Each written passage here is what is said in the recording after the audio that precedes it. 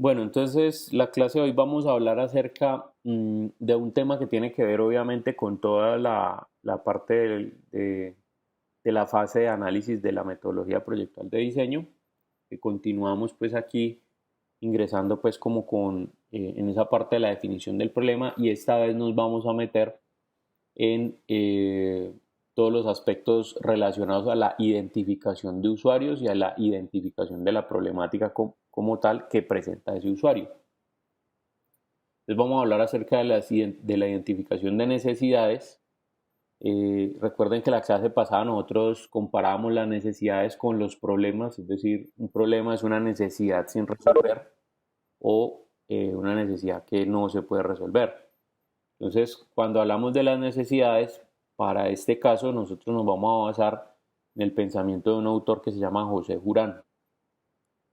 Entonces, bueno, vamos a arrancar acá. Bueno, ¿qué es una necesidad? Una sensación de carencia unida al deseo de satisfacerla.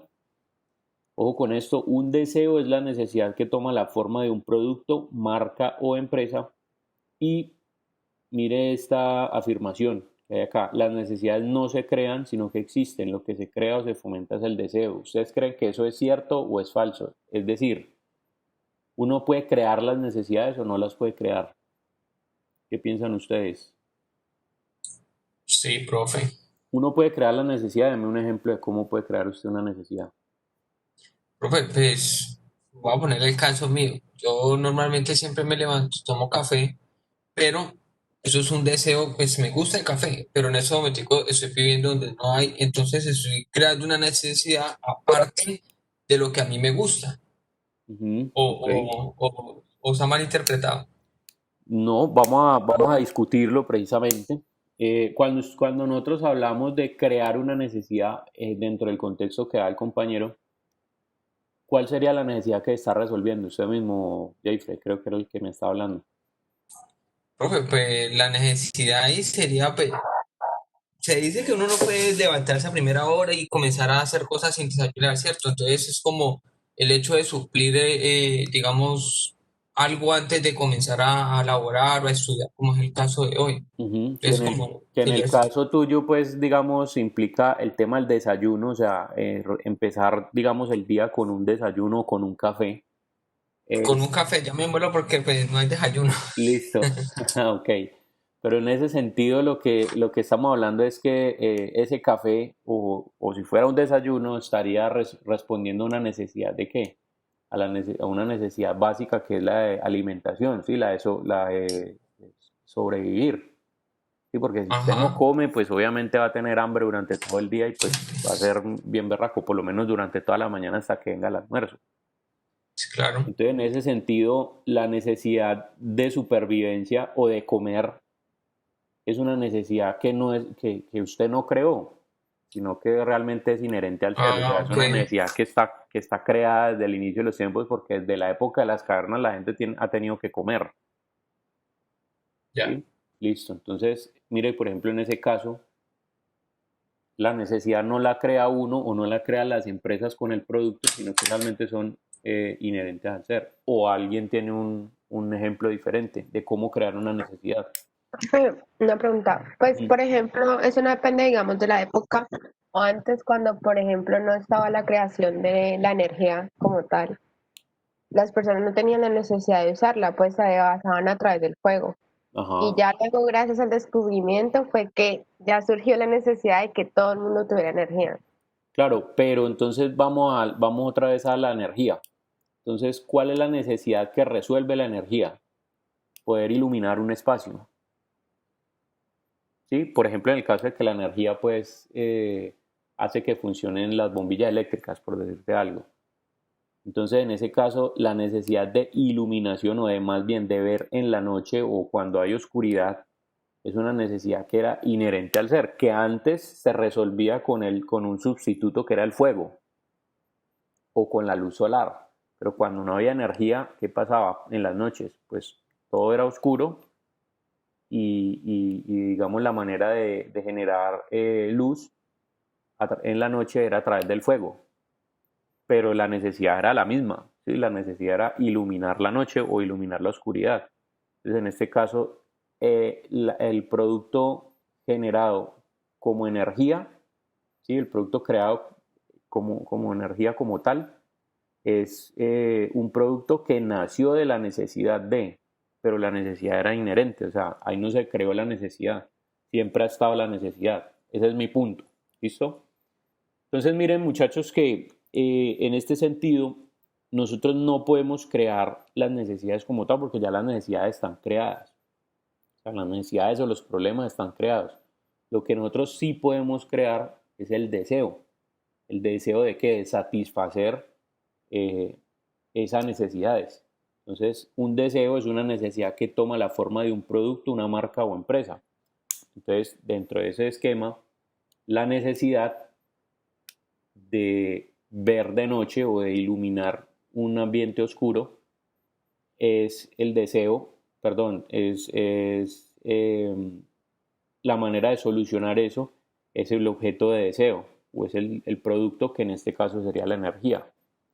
Por ejemplo, si nosotros nos vamos al tema digamos, de un teléfono celular, como para ser consecuentes como lo que hemos venido hablando. Profe, Ajá, por ejemplo, yo tengo el deseo de un iPhone, ¿no?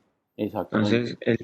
Entonces, ese deseo, ¿cómo lo va a cumplir? Pues comprándomelo, o sea que ya no tendrá esa necesidad, es más o menos así, ¿no? ¿Me hago Es entender? correcto.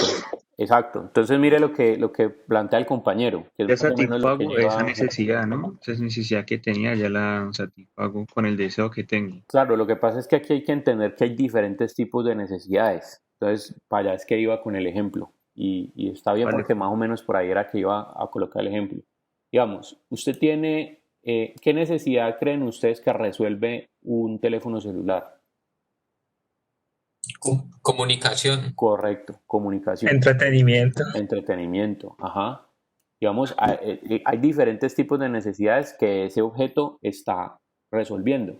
Por ejemplo, la necesidad de comunicarse ha estado inherente al ser y durante todos, digamos, desde que existe el hombre. Porque si usted se va hasta la época de las cavernas, usted puede encontrar, por ejemplo, que los cavernícolas utilizaban, digamos, las figuras rupestres o los dibujos que ellos mismos hacían en las cavernas. ¿Para qué? Para pasar esas historias que de pronto vivían ellos, las tratan de representar como una especie de lenguaje. Eso es una necesidad de comunicación, ¿sí? Esa es la respuesta a una necesidad de comunicación. Y obviamente con el pasar de los años, pues ha venido evolucionando esa necesidad de comunicación en objetos de deseo. Entonces, por ejemplo, antes del teléfono celular que había, estaba el teléfono fijo. Y el teléfono fijo resolvía la misma necesidad de comunicación. Pero ¿qué pasa con el teléfono celular? Y aquí empieza a entender uno cómo empiezan a funcionar, por ejemplo, algunas estrategias creativas como la asociación de diferentes conceptos, precisamente para generar innovación en un producto nuevo. Por ejemplo, el De ahí salió el teléfono... Viper, ¿no, profe? ¿Cómo? De ahí salió fue el Viper, ¿no? Ajá, exactamente. El Viper también Era, está resolviendo la necesidad de comunicación. Sí, que el Viper, de pronto, para los que no lo tienen presente, era ese aparatico que tenía una enviaba pantallita. mensajes. Exacto. Y si uno necesitaba ubicar a una persona, entonces uno tenía que llamar a un operador y vea, colóqueme un mensaje al 6543. Lo estamos esperando en la casa para que coma. ¿Sí? Y entonces le llegaba a uno el mensaje allí. Pero mire que el Viper no solamente era la necesidad de comunicación, sino de portabilizar esa comunicación. O sea, de que usted lo pudieran encontrar en cualquier parte. Eso era lo que no tenía el teléfono fijo. Y por supuesto, cuando se creó o se generó como un producto fundamentalmente nuevo, el teléfono celular, lo que hizo fue resolver o nació más bien como un producto que resolvía esas dos necesidades, la necesidad de comunicarse y la necesidad de portabilizar esa comunicación, o sea, que usted se pueda llevar la comunicación a donde quiera, porque anteriormente cuando estaba el teléfono fijo, funcionaba de la manera en que a usted lo llamaban a la casa y si usted estaba, usted recibía la llamada y si no estaba, le dejaban el recado con un familiar o algo así, pero hasta que usted no llegara a la casa, usted no se daba por enterado de qué era lo que había pasado. Entonces, el teléfono celular responde precisamente a esas dos, eh, a esas dos necesidades. Y también con el pasar del tiempo, entonces el teléfono celular empieza también a vincular otro tipo de necesidades que por lo menos actualmente, digamos un teléfono celular de gama alta, digamos un iPhone 11, está respondiendo no solamente a una necesidad de comunicación, de entretenimiento, porque es una plataforma de juegos, porque es una plataforma donde yo puedo tener redes sociales instaladas y comunicarme, digamos, con compañeros o gente que hace muchísimo tiempo no veía. Es una plataforma que me permite portabilizar esa comunicación, bueno, etcétera. Sino adicionalmente también está respondiendo a unas necesidades de realización personal o de realización del ser. ¿A qué me refiero? A que un teléfono de gama alta a usted le da un cierto estatus. Entonces, si usted, por ejemplo, le ofrecen y le dice, mire, le voy a regalar un celular y le ponen un iPhone 11 y le ponen un Nokia 1100, estos que tienen linterna y juego de la culebrita, pues obviamente usted va a escoger el iPhone 11. Y no solamente porque es un teléfono mucho mejor en sus funciones, sino porque es un teléfono más costoso, porque es un teléfono que da estatus, etcétera, etcétera. Pero si nosotros nos ponemos a ver, los dos teléfonos celulares resuelven las mismas necesidades, solamente que las resuelven de una manera diferente. Uno los va a resolver de una manera mucho más eficiente y eficaz que el otro. Si nosotros estamos hablando de entretenimiento, claro, al iPhone yo le puedo instalar redes sociales y le puedo instalar juegos y un montón de cosas, eso es entretenimiento. Pero el otro también tenía el jueguito de la culebrita, que en su tiempo era entretenimiento. A través de los dos puedo llamar, a través de los dos puedo enviar mensajes de texto, que es lo mismo. Obviamente el iPhone va a permitir hacerlo más rápido, el envío de los mensajes de texto y a través de redes sociales. En el caso del 1100 lo puede hacer solamente con SMS. Yo puedo iluminar con el iPhone también, con el flash del iPhone y puedo iluminar con el otro. Entonces mire que es lo mismo, solamente que el iPhone lo prefiero porque me da más estatus, porque funciona de una mejor manera, etcétera, etcétera. Entonces ahí está el fomentar el deseo. Yo como empresa lo que tengo que hacer a partir de mi planeación es generar los proyectos de las 4 familias que hablamos la semana pasada. ¿Para qué? Para generar innovación en mis productos, ya sea innovación radical o incremental, que me permita a mí como empresa fomentar el deseo de las personas que me están comprando esos productos a mí. Entonces yo lo que fomento es el deseo de obtener esos productos. No estoy creando la necesidad ya está creada. Yo lo que estoy es respondiendo a esa necesidad con los deseos, que en este caso son los productos. Entonces, bueno, entendiendo qué es una necesidad, también hay que ver dentro de este modelo algo muy importante y es este tipo de usuario, que es el cliente. Entonces, entendemos al cliente como un tipo de usuario que no necesariamente está relacionado con el uso del producto. ¿A qué me refiero con eso? Yo les ponía un ejemplo la semana pasada donde les decía que hay algunos productos donde el usuario, es decir, la persona que interactúa con el producto, a veces no es el mismo cliente. Pero en otras ocasiones hay productos donde el usuario también es el mismo cliente, entendiendo cliente como la persona, de acuerdo a lo que dice aquí, que son las personas que acceden a un producto a través de una transacción, es decir, es la persona que paga por el producto. Y tengan presente este tipo de usuario porque en este tipo de usuario es que vamos a basar todo el modelo, pues de la generación obviamente de información, pero también para poder entenderlo. Porque como les decía, en estos productos, cuando uno analiza los productos que el usuario es el mismo cliente o que el usuario es diferente del cliente, hay diferentes tipos de necesidades. Por ejemplo, en un juguete para un niño, que creo que era el ejemplo que les ponía la semana pasada, el usuario es el niño, ¿sí? El niño tiene una necesidad a resolver que es el entretenimiento, es la interacción con el juguete. Él está esperando de ese objeto que sea muy entretenido para mantenerse activo jugando con él. Pero en el caso del papá, que es el cliente, que es la persona que paga por el producto, el papá tiene unas necesidades completamente diferentes. Las necesidades del papá es que, por ejemplo, ese juguete eduque al niño, que ese juguete lo entretenga, que ese juguete sea resistente, por ejemplo, para que si de pronto el niño lo deja caer o algo no se le vaya a dañar. Bueno, y todo este tipo de necesidades que son diferentes. Entonces, mire que aquí se vuelve, digamos, un panorama un poco más amplio, el hecho de poder entender a ese usuario que tiene la interacción con el producto y el hecho de entender a ese cliente que es la persona que paga por el producto. Entonces, entendiendo ya qué son las necesidades, los deseos vistos como productos y los clientes, entonces vamos a ver el pensamiento de Juran, que se encuentra en un libro que se llama Juran y la calidad por el diseño, en el capítulo 4. Entonces Juran habla acerca del alcance de las necesidades humanas y él intenta como clasificar esas necesidades.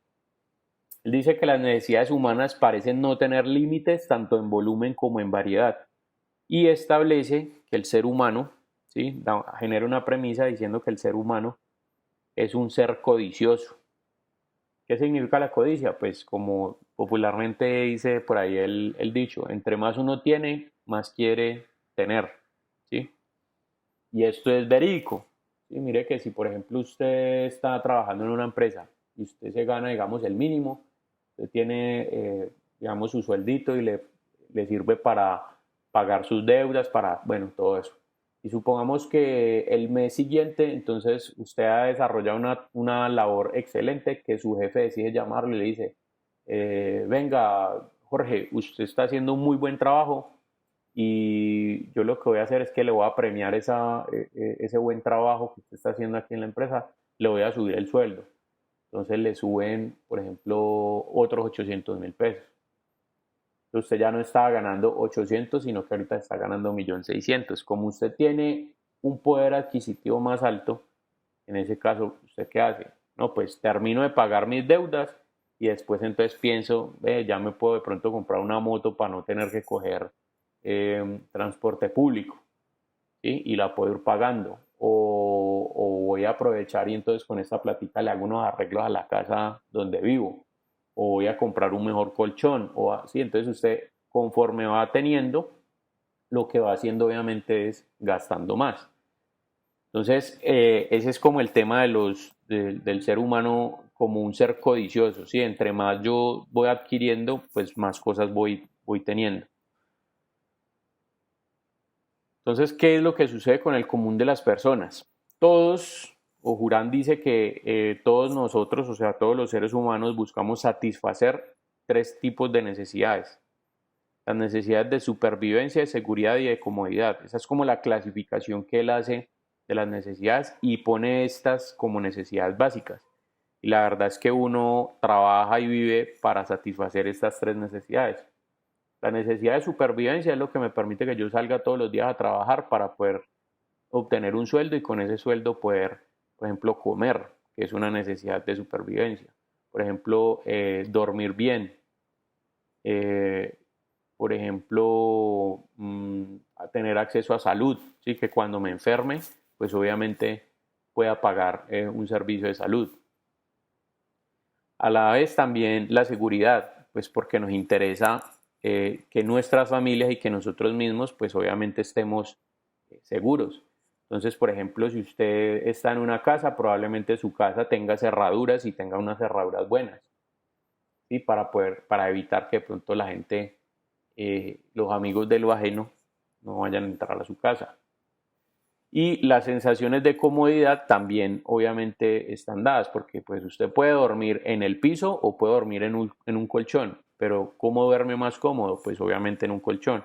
Entonces mire que aquí sucede esto, que conforme yo voy teniendo más, pues quiero gastar cada vez más para satisfacer mejor las necesidades de supervivencia, de seguridad y comodidad. Eso es lo que sucede acá. Las necesidades van creciendo conforme aumenta la abundancia. Estas tres necesidades cada vez van creciendo conforme yo tengo más. Y dos variables aumentan o complican más el asunto. ¿Cuáles son las variables? La cultura predominante social y el nivel tecnológico y otros. Entonces, ¿por qué estas dos variables aumentan esta problemática? Pues porque yo le voy a poner un ejemplo, digamos, la cultura predominante social, esto es como entender que uno no se deja echar tierra de nadie, ¿sí? Supongamos que usted vive en un barrio de estrato alto, estrato 6, y supongamos que el vecino llegó con un carro último modelo, con un Mercedes último modelo. Entonces resulta que como su carro no es último modelo, usted lo primero que hace, ay, ¿cómo así el vecino compró carro? No, yo no me voy a dejar echar tierra a este man. Va al concesionario de BMW y saca el BMW más, eh, más modeludo que haya. Entonces viene y lo genera. ¿Para qué? Pues para no dejarse obviamente del vecino. Entonces la cultura predominante social, eso es lo que hace que yo constantemente esté preocupado por suplir estas necesidades de supervivencia, de seguridad y de comodidad. Y cuando hablamos acerca del nivel tecnológico, estamos hablando que con el avance de la tecnología, pues obviamente hace que se generen productos mucho más innovadores y son productos a los cuales yo quiero acceder. Entonces, mire, por ejemplo, si yo tengo un teléfono celular, digamos un 1100, y yo veo que mi amigo se compró un iPhone, pues, ¿qué voy a querer yo tener? Además del tema de la cultura predominante social, pues yo obviamente no me quiero dejar echar tierra de mi amigo, es que es lo que hago.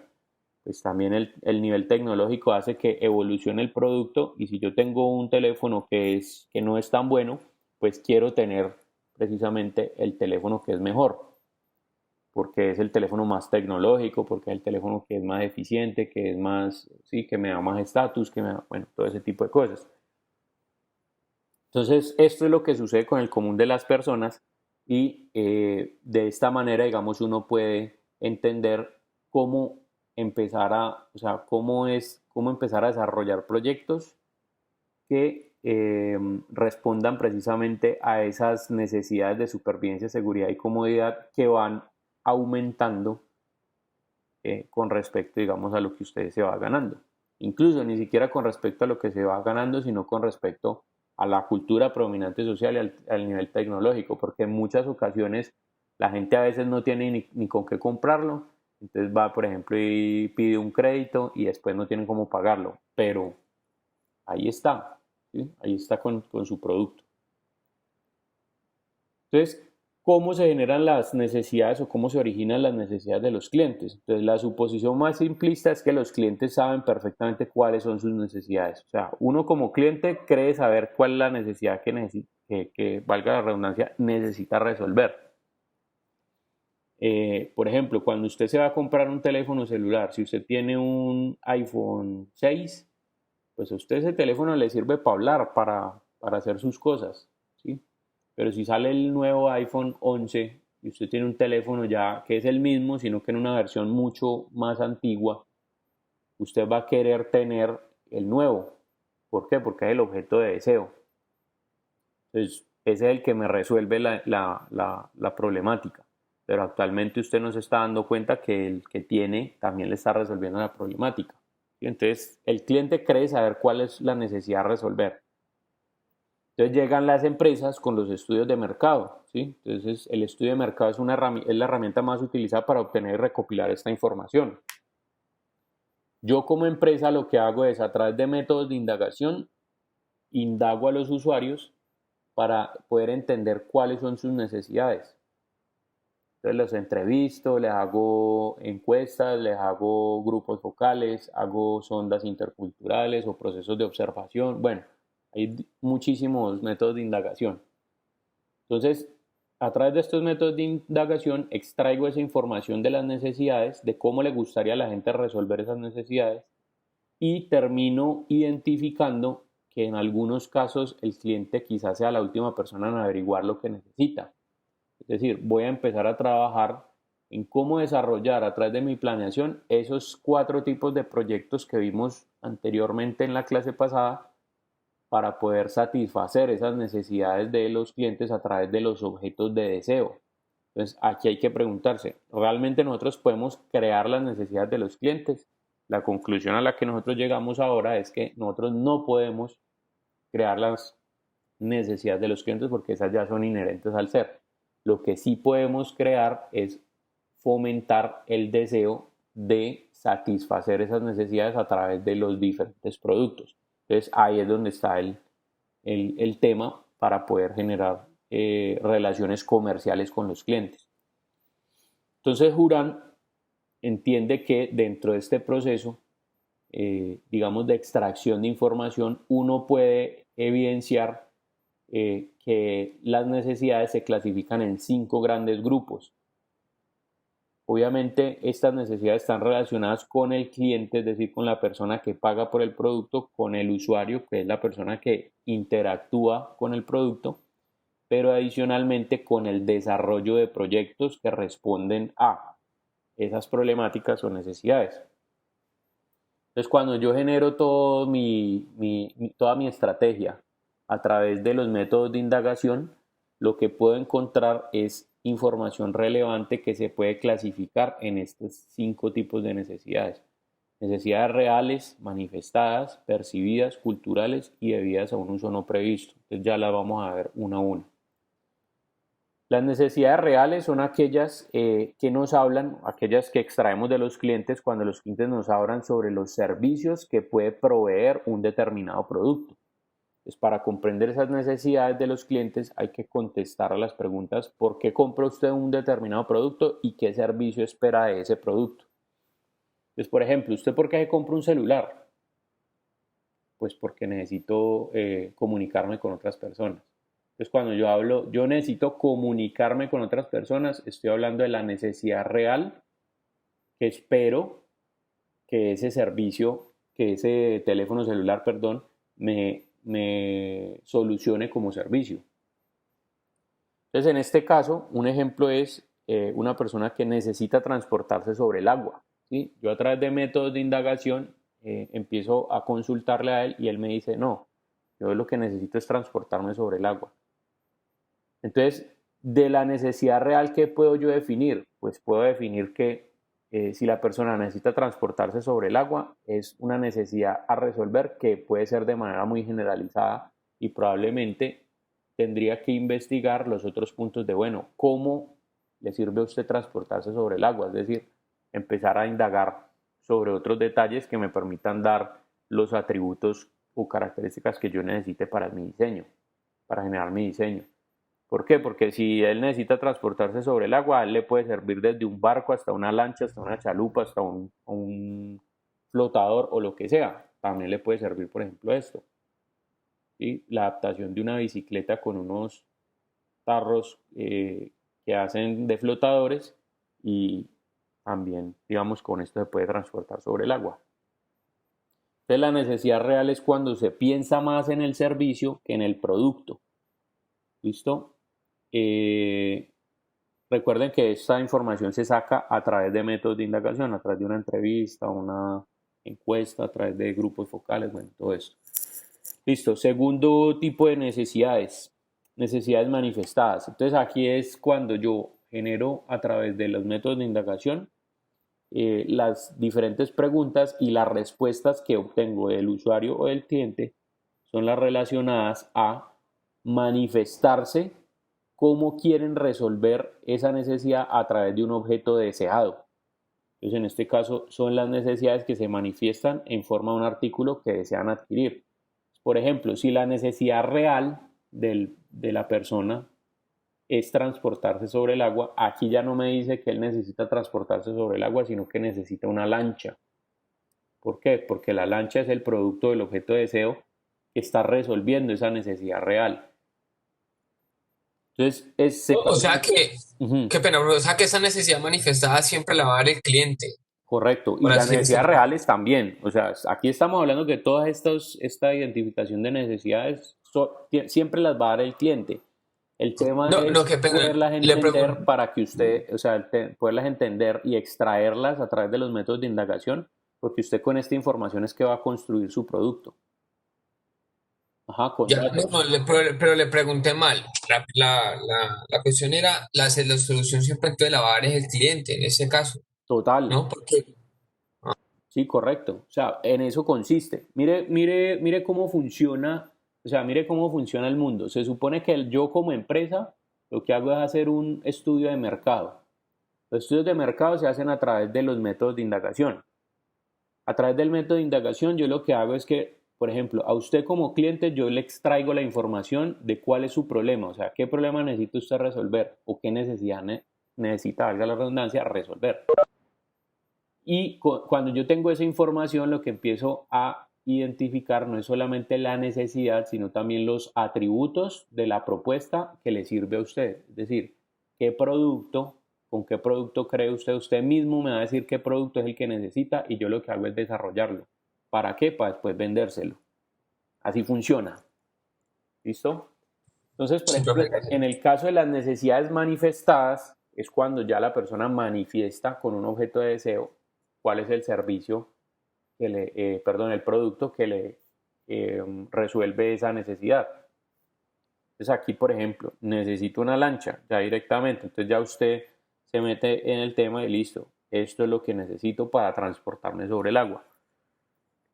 Esto es un poco como el ejemplo que yo les colocaba en la primera clase cuando les decía, diseñen un objeto para sentarse.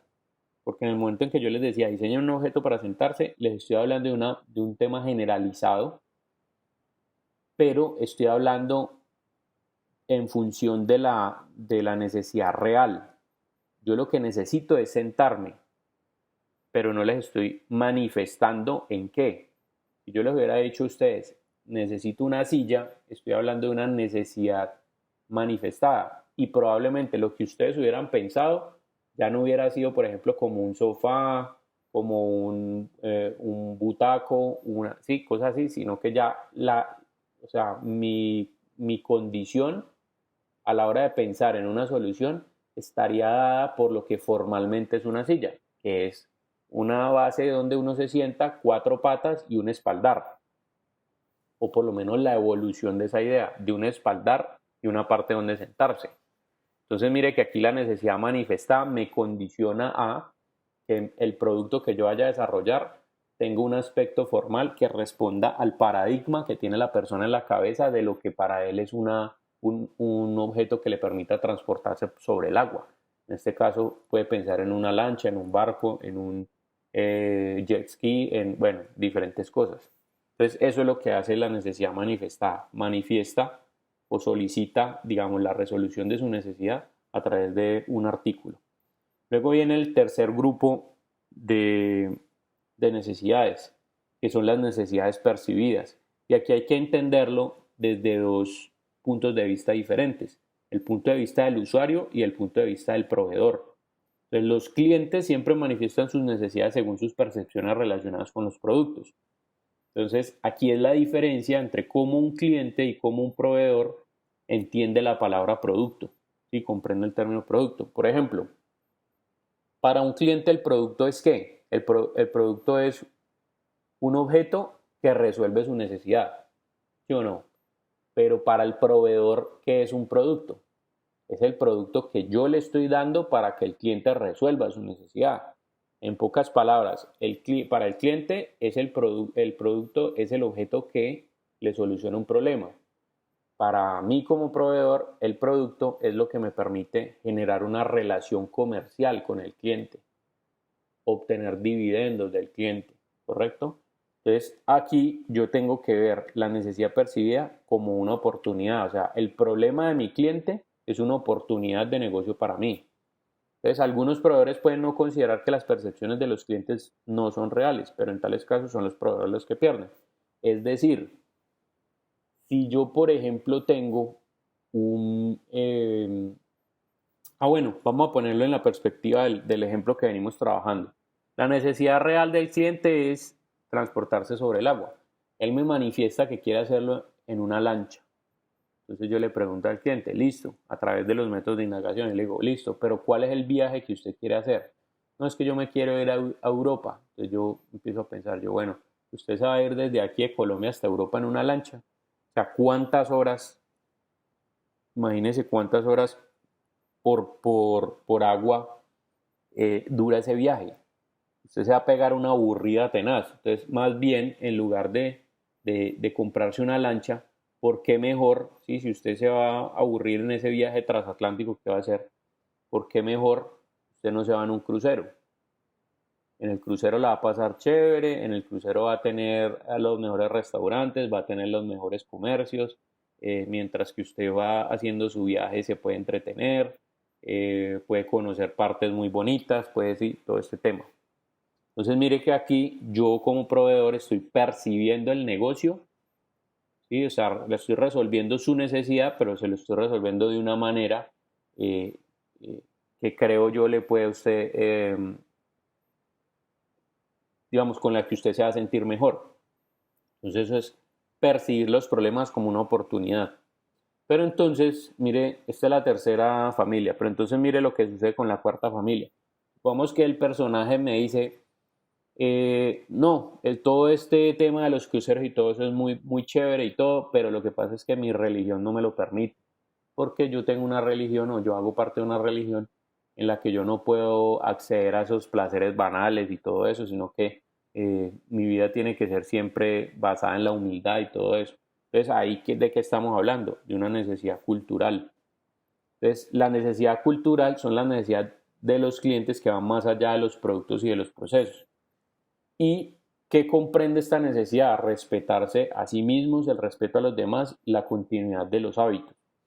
Aquí el patrón cultural es la acumulación de las creencias, los hábitos, las prácticas y es lo que importa respetar. Si uno se pone a ver, por ejemplo, cuántos productos han nacido a partir de las necesidades culturales, del análisis de las necesidades culturales, puede encontrar muchísimos. Digamos, hoy en día hay una tendencia muy fuerte al tema de ser una persona muy saludable, de ser personas muy saludables. Entonces ustedes ven constantemente, digamos, a través de redes sociales que muchos de sus amigos publican fotos haciendo ejercicio en el gimnasio o incluso ustedes mismos. Publican videos haciendo deporte, publican videos de pronto comiendo sano, sí, ¿eso a qué está respondiendo? A una tendencia actualmente en el mercado que nos dice que debemos ser personas saludables para llevar una mejor vida. Bien, por ejemplo, muchos de ustedes de pronto montan bicicleta, entonces les gusta salir a montar bicicleta y no sé qué, y cuando van y salen en bicicleta les gusta compartir sus experiencias con los compañeros, entonces a través de redes sociales se publican fotos y no sé qué y todo esto. Entonces, todo este tipo de cosas hacen que de alguna manera usted, por ejemplo, cambie la decisión y diga, mire, yo quiero ser vegano, ¿sí? Respondiendo, digamos, a una tendencia que hay actualmente en el mercado de ser una persona saludable. O, por ejemplo, por el tema del maltrato animal. Si usted es una persona que defiende los animales y le interesa, no le interesa comer carne precisamente para que no se maltraten los animales, entonces usted se vuelve vegano. ¿Y qué empieza a pasar allí? Yo como empresa entiendo que usted es vegano, entonces ¿qué hago? Como usted no come carne, entonces yo le hago un suplemento o un producto, desarrollo un producto que reemplace la carne. Ese, por ejemplo, es el carbe, ¿no, profesor? Correcto, carne vegetal, exactamente. Entonces, eso es un producto que surge a partir de una necesidad cultural. O sea, si usted no puede comer carne o usted decidió no comer carne, entonces yo le hago un producto que suplemente esa carne. O sea, que sea un producto sustituto que sustituya esa carne con las mismas proteínas, con no sé qué, que son carnes de lenteja, que no sé cuántas, que el sabor es así, se como, que tal, tal. Incluso ya hay hasta tocineta vegana. Entonces mire que, por ejemplo, todos estos productos nacen de entender las necesidades culturales. Es como si yo, por ejemplo, fuera a montar un McDonald's en la India. Pues un McDonald's en la India con la carta normal que tiene McDonald's sería un fracaso. ¿Por qué? Porque ustedes saben que en la India las reses son sagradas y obviamente nadie me va a comer una hamburguesa con carne de res. Ah, pero si yo coloco una hamburguesa, o sea, un McDonald's en India, que tenga una innovación en los productos que vende McDonald's, que ya no sean hamburguesas, por ejemplo, de carne, sino que sea de lentejas o de otro tipo de cosas y que tenga un sabor muy rico, la gente va a poder acceder a eso. Entonces, mire, yo innovo en el servicio, innovo en mi producto para poder responder a las necesidades culturales. Entonces, aquí lo importante es identificar el respeto a sí mismo, el respeto a los demás, la continuidad de los hábitos, la idiosincrasia, o sea, en los diferentes ámbitos, en el ámbito cultural, político, social, económico, bueno, en todas las diferentes cuestiones relacionadas para poder responder a los productos con entendiendo estas necesidades. Entonces, siguiendo con el ejemplo de necesito transportarme sobre el agua, lo quiero hacer a través de una lancha, no se vaya en una lancha, sino que vayas en un crucero, viendo la oportunidad como el negocio, entonces necesito un bote que me identifique. Y yo, por supuesto, como empresa, yo le digo, bueno, listo, yo quiero resolverle su necesidad, entonces lo que voy a hacer es que le ofrezco este bote. ¿Sí? Entonces, las necesidades culturales que están regidas por los patrones culturales. Y viene la quinta familia, que es esta, las necesidades debidas a un uso no previsto. Entonces póngale cuidado a esta, porque muchos fallos de la calidad ocurren porque los clientes usan los productos de mala manera. Los factores de seguridad pueden hacer subir el costo. ¿Sí? Lo esencial aquí en estas necesidades es conocer cuál es el uso real y el mal uso que se le da a los productos, o sea, que el usuario tiene con el producto. ¿Cuáles son los costos correspondientes a ese mal uso? ¿Cuáles son las consecuencias de ajustarse al uso previsto? O sea, cuando yo creo un producto y asumo que el cliente lo va a utilizar en la manera en la que yo se lo estoy vendiendo o lo estoy publicitando. Y para adquirir esta información es necesario un trabajo estrecho entre el equipo de proveedores y clientes. ¿Qué significan estas necesidades debidas a un uso no previsto? Son todas las que dentro de mi etapa de análisis buscan establecer cómo se interactúa con los productos para saber si los productos se están usando de buena o de mala manera. Entonces esto es poder entender que si digamos usted en su casa necesita clavar una puntilla, pero resulta que usted no tiene un martillo, entonces ¿qué hace? Va y coge el martillo de ablandar la carne de la cocina y clava la puntilla con eso. ¿Por qué? Ojo, el martillo de la cocina para ablandar la carne no está diseñado para clavar la puntilla. Sin embargo, como es un objeto contundente, usted lo utiliza para eso. Pero no es lo adecuado. ¿Sí? Si usted, por ejemplo, tiene un bloque de hielo y necesita partirlo, lo correcto sería utilizar un picahielo. Es decir, el picahielo está orientado, está creado, diseñado para poder hacer esa tarea. Pero si usted no tiene un picahielo en su casa, entonces, ¿qué es lo que usted hace? Va y busca un destornillador. ¿Listo? Y el destornillador, aunque no fue diseñado para eso, de todas maneras sirve para eso. En este tipo de productos, digamos que el costo correspondiente, analizarlo, pues no es muy básico porque estamos hablando de un producto, es muy básico, perdón, porque estamos hablando de un producto que es poco costoso. Pero, le voy a poner un ejemplo. Si yo, por ejemplo, que soy una persona, digamos, yo tengo una empresa que desarrolla carrocerías. ¿Sí? Yo hago carrocerías, por ejemplo, las carrocerías del mío. Entonces, a mí, digamos, el municipio llega y me entrega un chasis de estos Volvo, me lo entrega y me lo pone en mi empresa. Entonces, recuerden que los buses estos del mío, ellos vienen solamente el chasis con el motor. Y yo lo que hago es montarle ya la cabina, pues, con todos los detalles. Entonces, yo como empresa empiezo a trabajar sobre ese chasis. Y yo establezco, por ejemplo, que en ese espacio del bus van a ir sentadas, creo que cuando usted sube al mío, detrás hay una plaquita, detrás de donde viene el conductor, hay una plaquita que dice pasajeros sentados, no sé, creo que son 35, por ejemplo. Pasajeros de pie, entonces le ponen 60. Entonces, ¿qué quiere decir eso? Que a ese bus en teoría le caben 95 personas. Entonces, si yo cojo esos parámetros y empiezo a diseñar mi carrocería, yo la diseño, por ejemplo, para que resista o aguante 95 personas. Pero resulta que cuando yo ese bus lo entrego, se lo entrego a la empresa para que lo empiece a trabajar. Listo, encuentro que estación universidades y a ese bus le colocan la ruta E31. ¿Cuántas personas se le suben a mediodía a ese bus? Por lo menos unas 2000. Entonces, ¿qué pasa? Si yo me hubiera ajustado al uso previsto, que es que le pongan 95 personas a ese bus, en el momento en que se suban la persona 240, ahí mismo el bus se daña, ¿sí? ¿Eso qué va a hacer? Que yo tenga que asumir un costo adicional. ¿Por qué? Porque yo tengo que garantizar como empresa la calidad de mi producto y tengo que dar garantía, ¿sí? Lo que hablamos de los intangibles. Entonces, mire que esas son las necesidades debidas a un uso no previsto, o sea, cómo se utiliza el producto de manera real para yo poder ajustar mis procesos, mi innovación, mi producto, precisamente a ese tipo de necesidades.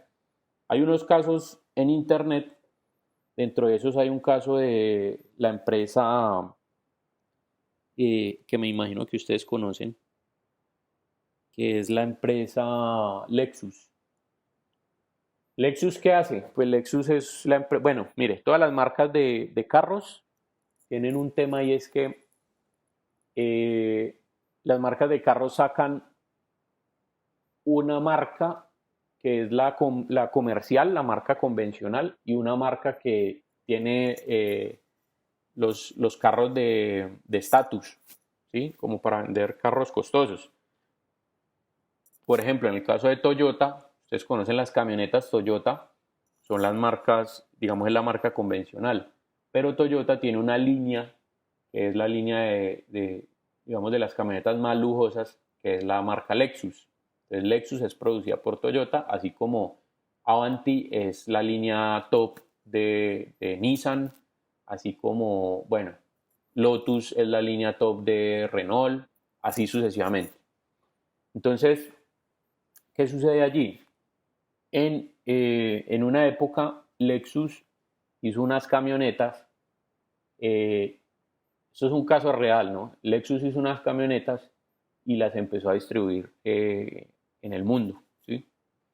Entonces los departamentos de transporte de las diferentes ciudades del mundo en donde compraban estas camionetas empezaron a notar que las camionetas cuando se accidentaban, las estadísticas mostraban que en la gran mayoría de las camionetas accidentadas los dueños eran mujeres. Entonces, esto no tiene que ver, por supuesto, con el tema de que si las mujeres manejan mejor o peor que los hombres, porque tal cosa o esto no tiene nada que ver, sino que las causas de las accidentalidades correspondían a un fallo de diseño en este tipo de producto, es decir, a una necesidad debida a un uso no previsto. ¿Qué era lo que sucedía? Las camionetas, pues obviamente como estas son camionetas que compran personas que tienen estratificación social alta, o sea, unas personas que son de un estatus alto, pues tenían un detalle y era que las mujeres que eran dueñas de estas camionetas, pues por supuesto eran mujeres empresarias, eran mujeres que se movían en un ambiente, digamos, de estratificación social alta, y por supuesto este tipo de mujeres cuando van a alguna parte en ese carro, pues iban muy bien vestidas. Y para las mujeres ustedes saben que ir bien vestido significa tener tacones. Resulta que el error de diseño que tenía este automóvil era que en el acelerador tenía una forma o unas dimensiones que hacía que los tacones de las mujeres se enredaran con el pedal. Entonces, si una mujer iba manejando y en algún momento y quería sacar el pie del acelerador, el tacón no la dejaba. Entonces, por eso se producían los accidentes. Entonces, ¿qué le tocó hacer a Lexus? Esta es la problemática que se generó debido al uso no adecuado de un determinado producto por un error de diseño. En ese caso, a ellos les tocó asumir, mire, ¿cuáles son los costos correspondientes? Les tocó asumir el costo de, primero, obviamente, cambiar todas las piezas de las personas que ya habían comprado la camioneta. Entonces, les tocó hacer una campaña donde si usted tiene una Lexus con estas y estas características y este modelo y no sé qué, acérquese al concesionario más cercano para que ustedes le cambien esa pieza. Entonces, de manera gratuita les tocó hacer eso. Lo segundo es que les tocó recoger pues obviamente las camionetas que tenían en stock que no se habían vendido para cambiarles las piezas. ¿Ya? Entonces imagínense cuánta plata no habrán invertido para arreglar este problema. Entonces esas son las necesidades debidas a un uso no previsto. ¿Listo? Las que promueven, digamos, tener pensado cuáles son los fallos de la calidad. Bueno, siguiendo pues el ejemplo que veníamos trabajando ahora sobre necesito transportarme sobre el agua, lo puedo hacer en una lancha, las necesidades percibidas que son verla como oportunidad, entonces vayas en un transatlántico, necesidades culturales que son las que se identifican con la idiosincrasia de la persona. Finalmente, entonces aquí los barcos deben soportar altas temperaturas, entonces ustedes saben lo que pasó con el Titanic. ¿Sí? Que los productos no siempre se usan adecuadamente y obviamente esto respondió, o sea, la tragedia del Titanic respondió a un fallo en los materiales de construcción, porque en esa época, digamos que el desarrollo de un material como el acero no estaba correctamente diseñado para ese tipo de temperaturas en las que estaba navegando y adicionalmente pues no aguantó el, el choque pues con este iceberg. Entonces, bueno, otra manera, digamos, importante de clasificar las necesidades se basa en las que son relativas a la satisfacción con el producto. Es decir, a un cliente ese producto le satisface o no le satisface. Entonces, es simplemente separar esas necesidades entre esa satisfacción para uno poder entender también muchas partes que pueden ser promovidas en un producto para solucionar la necesidad. Algunas herramientas para recoger los datos, o sea, a través de las cuales yo puedo hacer esos estudios de mercado. Estas son algunas de las más utilizadas y aquí quiero hacer un paréntesis, ¿sí? Cuando yo les hablo a ustedes de cuestionarios remitidos por correo, cuestionarios para obtener retroalimentación, llamadas telefónicas, visitas a los clientes, colaboración, grupos específicos, grupos focales, listas de chequeos, entrevistas, encuestas, bueno, todo ese tipo de cosas, sondas interculturales, todo ese tipo de cosas son conocidos como los métodos de indagación. Ahí y perdón, les muestro por acá, aquí en la página, ustedes van a encontrar en esta parte de los temas de clase de la semana 3, que es la que es esta presentación que estamos viendo, ustedes van a encontrar una carpetica de documentación. Si ustedes se meten ahí, bueno, aquí hay varias cosas que les pido pues simplemente que revisen. Hay unas cosas que son larguitas, otras no. Esto ya lo vamos a ver, lo de los mapas de empatía. Pero en esta presentación que hice métodos de indagación, bueno, perdón, mapa de empatía, van a encontrar que más adelante por acá les hablan acerca de los diferentes métodos de indagación. Entonces les dicen qué tipos de métodos de indagación existen y cómo aplicarlos, cómo aplicar algunos.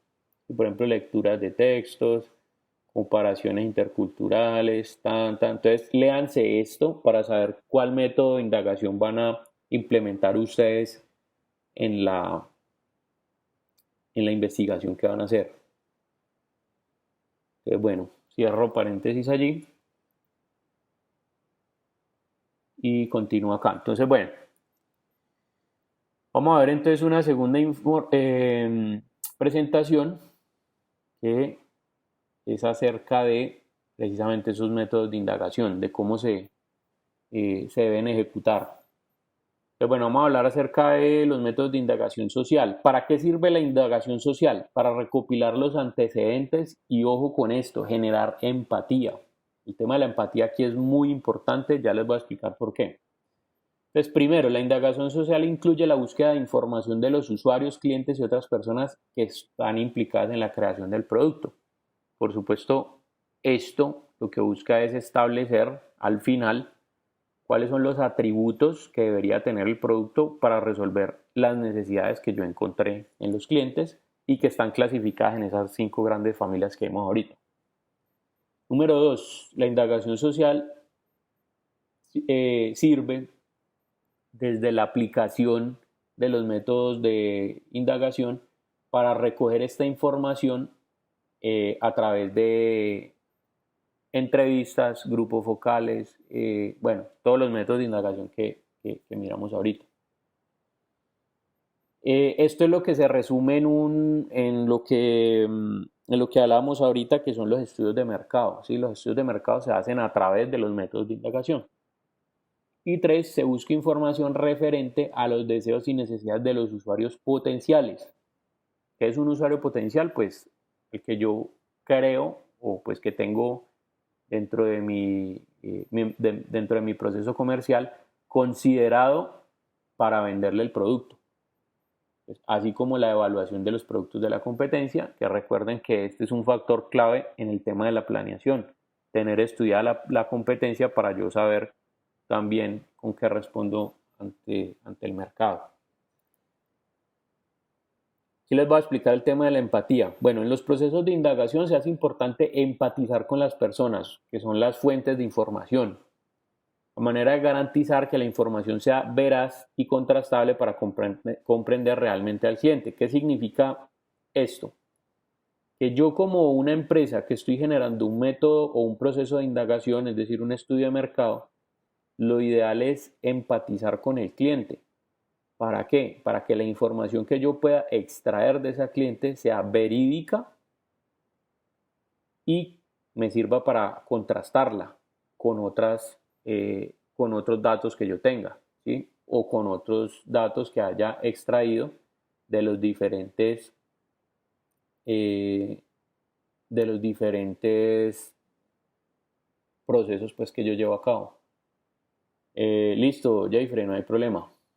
Igual la clase queda grabada, entonces ahí la subo. Bueno, seguimos acá. Entonces, eso es lo importante del tema de empatía. Entonces, usted me dirá, bueno, pero ¿cómo así empatía? O sea, ¿por qué la empatía garantiza que la información es verídica y contrastable? Entonces, yo le voy a explicar por qué. Con un ejemplo muy concreto y qué sucede. Usted en la semana 8 de clases, la universidad hace un proceso que es lo que comúnmente se conoce como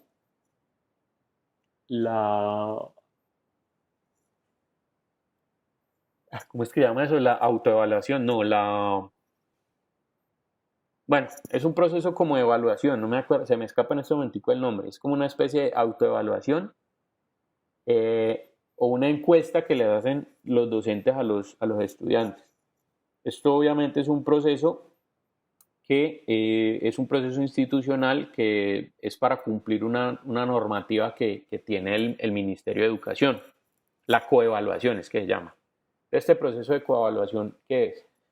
Es esa evaluación que ustedes los docentes les dicen, vean muchachos, necesito que me colaboren armando grupos de 4 personas y entonces me van a responder estas 4 preguntas. Cambios en ¿qué opinión le merece, por ejemplo, este curso o las temáticas de este curso? ¿Qué cree usted que se puede mejorar en las temáticas de este curso por parte del profesor? ¿Qué creen ustedes que pueden mejorar ustedes como estudiantes? Y comentarios adicionales. Esas son las 4 preguntas. Entonces, estos procesos, mire lo que sucede. Semana 8 de clases, usted tiene clase el lunes a las 7 de la mañana. El profesor le dice, muchachos, necesito que me colaboren con esta encuestica, no sé qué tal. Y les pone la encuestica, después recopila los datos y tal. Y usted dice, bueno, sí, como es la primera, pues que lleno. Entonces aquí no hay problema. O sea, yo voy a llenarla bien, sí, a conciencia. Hacemos la discusión con los compañeros y la llenamos a conciencia y bien.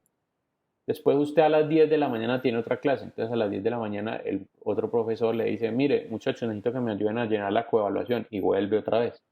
Entonces vuelve usted y la llena normal. Después a las 2 de la tarde, entonces lo mismo, llena otra. Al otro día, el martes, otra vez clase a las 7 de la mañana, llena otra.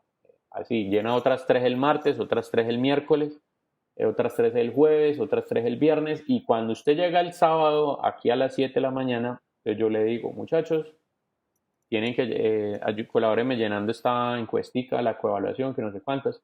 Ya ustedes ya vienen de llenar otras 50 veces la misma encuesta, entonces ya están como cansados del asunto y perdieron totalmente la empatía por el proceso. Entonces, ¿qué pasa? Ahí empiezan a contestar cualquier cosa. No, sí, todo muy bueno. No, el profesor muy bien, o sea, los temas están claros, no sé qué. No, yo no le cambiaría nada. Como estudiantes, ¿qué hacían? No, pues nada, o sea, nosotros también estamos perfectos, no sé qué, comentarios adicionales, ninguno.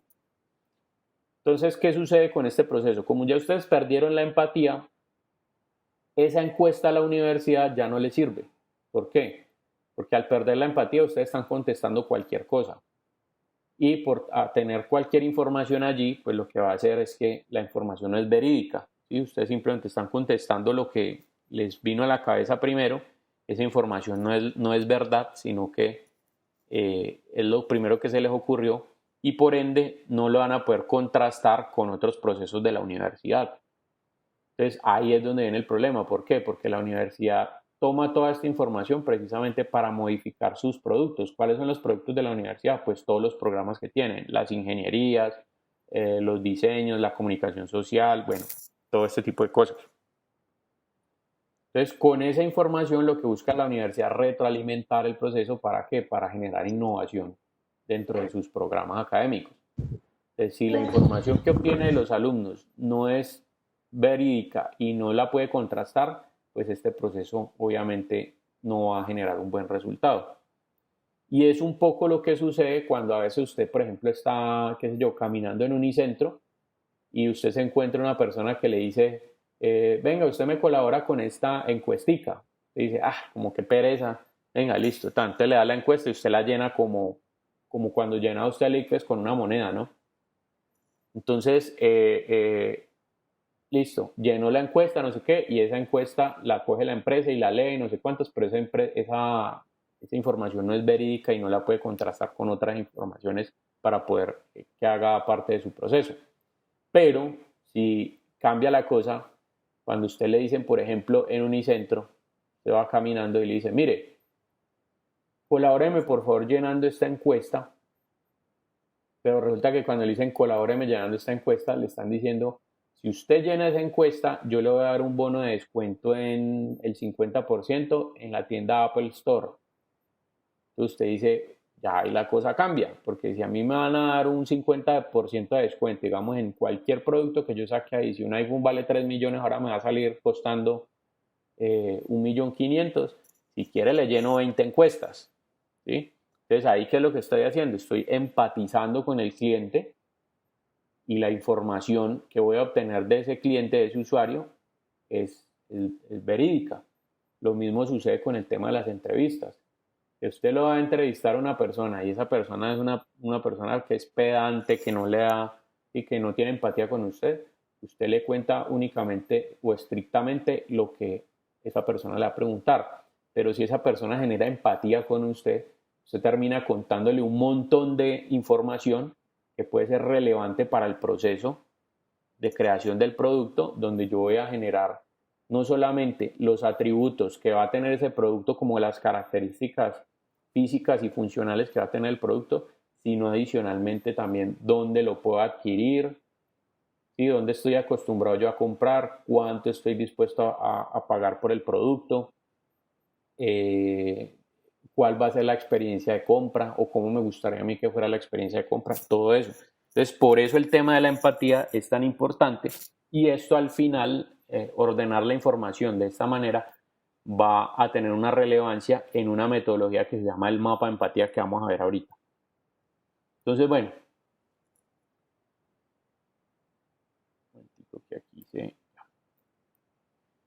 este es el proceso que uno hace para ejecutar los métodos de indagación social. El primer paso de segmentación, segundo paso de indagación y el tercer paso que es ordenar la información. Entonces vamos a ver cada uno de estos. Vamos a ver el primero de segmentar. Segmentar el mercado. ¿Qué entienden ustedes por segmentación del mercado? Separar. Segmentar es separar, Tratar de correcto. buscar como hay diferentes tipos de gustos, entonces tratar, digamos, que de encontrar la sociedad o el grupo que mejor me convenga como inversor, ¿no?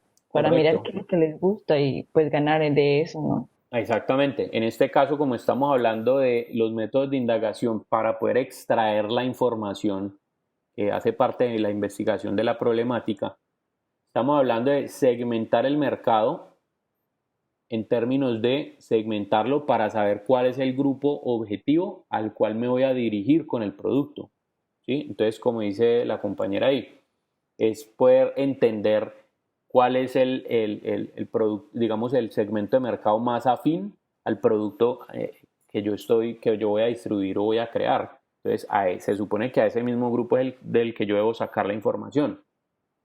Entonces, mire, el proceso de segmentación del mercado me permite identificar el usuario y su contexto.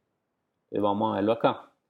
La segmentación de mercado es el proceso de dividir un mercado en grupos uniformes más pequeños que tengan características y necesidades semejantes, de acuerdo a características o variables que puedan influir en su comportamiento. Entonces, ojo, aquí lo importante es entender el comportamiento de las personas. Yo como una persona, es decir, como ser individual, tengo un comportamiento que es diferente a cuando estoy en grupo. ¿Por qué se da esa diferencia? Pues porque obviamente cuando estoy en grupo mi comportamiento se ve influenciado por las demás personas que están alrededor e incluso por el contexto. Pero adicionalmente yo también estoy influyendo sobre ese contexto y sobre esas otras personas. Entonces eso me va a buscar, o sea, esta segmentación de mercado me va a ayudar a encontrar precisamente esos datos. Algunas variables para la segmentación pueden ser, por ejemplo, sexo, edad, ubicación geográfica, gustos, estrato socioeconómico, etc. Entonces, un ejemplo de una segmentación de mercado. Hombres entre los 25 y 45 años con ingresos, entre los 25 y 45 años con ingresos mayores a 2 millones, que vivan en la ciudad de Cali, que trabajen o que desempeñen labores administrativas en cargos públicos. ¿Sí? Yo puedo segmentar por un montón de variables y seleccionar el mercado objetivo o el público, el potencial objetivo al que yo me voy a dirigir para poder entender esta parte. ¿Listo? Entonces, la segmentación me va a permitir identificar el tamaño de mercado para entender quién es el usuario y cuál es su contexto. Ese contexto que permite que yo influya en él y que el contexto influya en mí. Listo, vamos a la segunda parte. Después de que usted ya segmentó el mercado, entonces viene el proceso de indagación. El proceso de indagación me permite entender a los usuarios, empatizar con ellos, de acuerdo a lo que veíamos ahorita, que empatizar garantiza que la información sea verídica y contrastable, y poder seleccionar los métodos de indagación adecuados a lo que se adapte precisamente en el contexto. Por ejemplo, encuestas, grupos focales o entrevistas. Entonces, mire lo que pasa acá. Una vez determinado lo que se quiere estudiar, la persona investigadora tiene que realizar una exploración previa, un primer acercamiento a la realidad que quiere conocer siguiendo los pasos a continuación. ¿Qué quiere decir esto? Yo debo preparar este proceso de indagación. Lo primero que debo hacer es generar una búsqueda bibliográfica y un repaso del marco contextual. O sea, entender el contexto donde yo voy a realizar las encuestas o los métodos de indagación. Obviamente para poder saber cuáles métodos de indagación voy a aplicar. Y no solamente eso, sino para no llegar a preguntar cosas que pueden ser evidentes. En ese sentido, por ejemplo, las encuestas, y más adelante, ahorita después de esta lo vamos a ver, las entrevistas pueden ser estructuradas, semiestructuradas o no estructuradas. Esa estructuración de esos métodos de indagación en particular radican en qué tanto conozco yo de la persona que voy a entrevistar o sobre la persona que voy a entrevistar. Si conozco mucho del tema, hago una entrevista estructurada. ¿Por qué? Porque puedo preguntar con conciencia sobre lo que realmente me interesa específicamente hablando. Semiestructurada es cuando más o menos conozco sobre el tema. Y no estructurada es cuando yo no conozco nada sobre el tema, sino que voy así en blanco. Entonces la entrevista tiene que ser de otro tipo para que la persona logre contarme lo que yo necesito saber. Listo, después de eso, delimitar la indagación con objetivos claros a alcanzar. Entonces, siempre es bueno cuando ustedes vayan a escoger un método de indagación, establecer un objetivo que quieren alcanzar. Por ejemplo, yo puedo generar una encuesta que me permita conocer cuánto está dispuesto a pagar el usuario por un determinado objeto o por un determinado producto. Puedo establecer, por ejemplo, dónde está dispuesto a comprar ese producto, es decir, a través de qué canal de distribución lo puedo yo vender. puedo saber o conocer a través de una encuesta hasta cuánto tiempo usaría usted ese producto antes de que salga una nueva versión y así sucesivamente.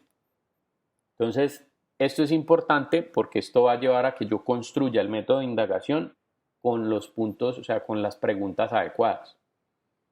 Luego, selección del ámbito de estudios o escenarios.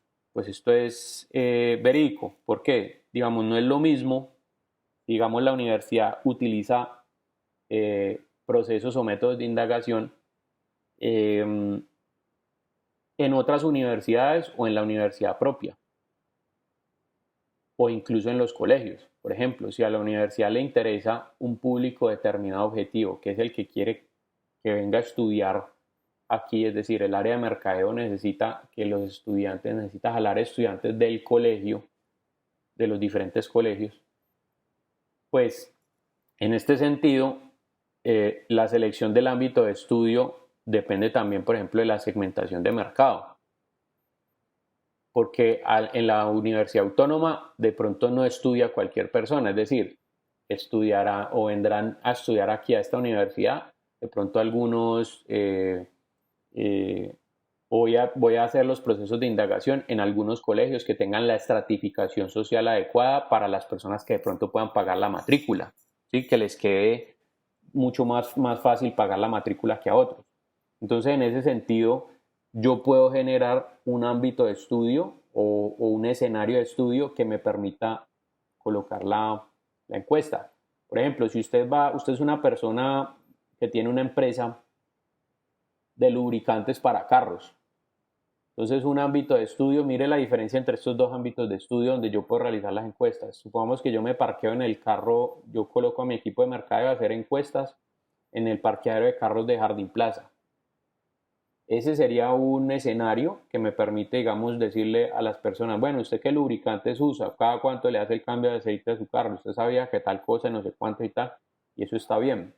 Pero si yo quiero obtener realmente, o sea, de una manera más certera, puedo escoger un ámbito de estudio que es decirle, digamos, a una compañía de taxis, hagamos una reunión con todos los taxistas y les damos un incentivo para generar empatía, ya sea, digamos, un bono de descuento en el próximo cambio de aceite, lo que sea, y que ellos nos cuenten sus experiencias sobre los lubricantes. Mire que ese ámbito de estudio es mucho más certero que hacer las encuestas en Jardín Plaza. ¿Por qué? Porque los taxistas constantemente, precisamente por el trabajo que tienen, están haciendo cambios de aceite y bueno, están utilizando constantemente estos productos.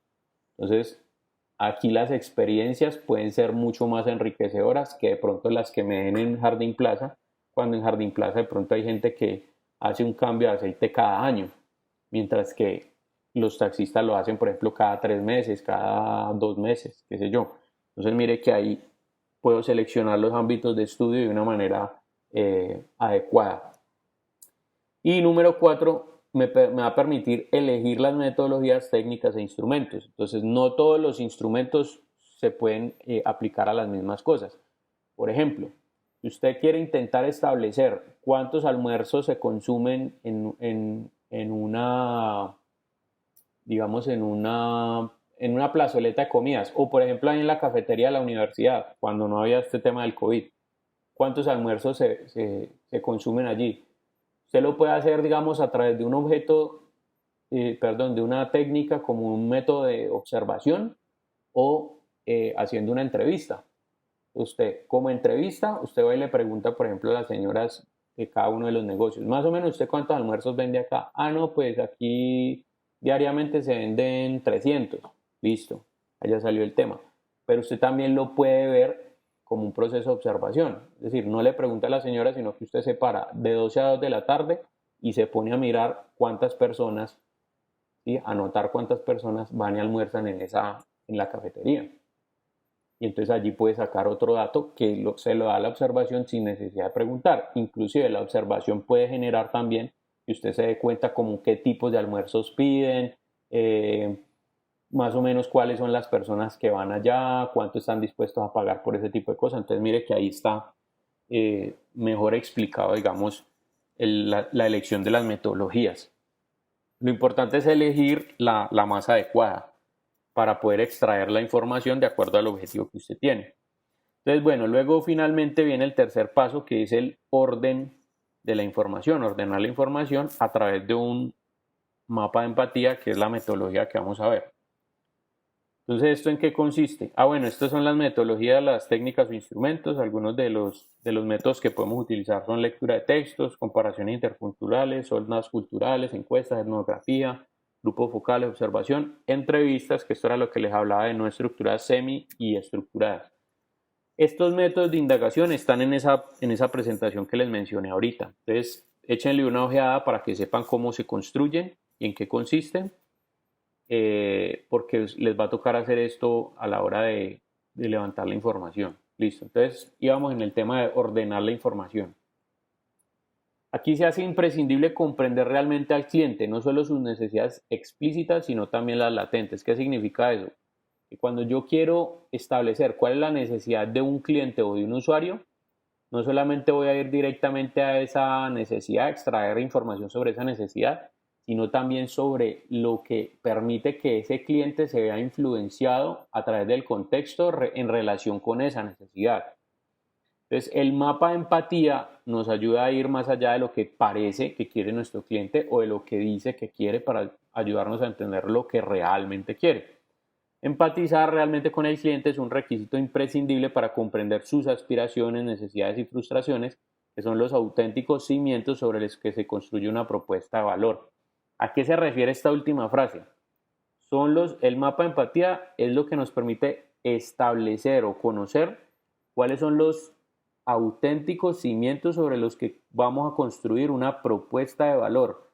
Mi propuesta de valor como empresario es el grado de innovación que yo voy a imprimirle a esos productos que yo voy a generar, que yo voy a crear. ¿Para quién? Para el cliente o para el usuario. Entonces, en este sentido, el mapa de empatía lo que me permite es conocer en detalle no solamente la necesidad básica que tiene el usuario, sino también todos esos aspectos que me permiten después llegar, por ejemplo, a venderle el producto al usuario, a poder darle la experiencia de compra. Yo le voy a explicar esto con un ejemplo. Anteriormente, estoy hablando hace unos 20 años, ¿cómo compraba usted un carro? Si usted tenía el dinero para un carro, usted empezaba a evaluar y usted decía, listo, me voy a ir al concesionario de Renault, luego al de Mazda, luego al de Fiat, luego al de, bueno, tal, a buscar más o menos un carro entre los carros que me gustan.